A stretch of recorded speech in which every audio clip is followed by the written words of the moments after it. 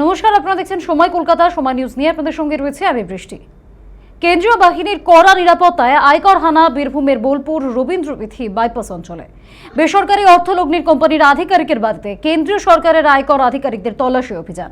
অভিযুক্ত ব্যক্তির নাম আনারুল ইসলাম।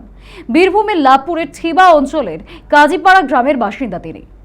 LFS বুকিং প্রাইভেট লিমিটেড নামে চিট ফান্ড কোম্পানির নামে একটি কোটি কোটি টাকার প্রতারণার অভিযোগ রয়েছে তার বিরুদ্ধে।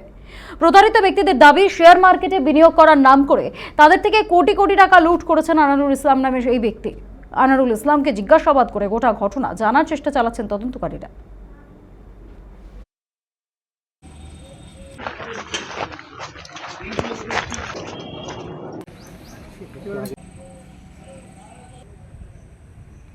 বোলপুরের যে আনারুল ইসলাম ছিল ডিরেক্টর, ঠিক আছে।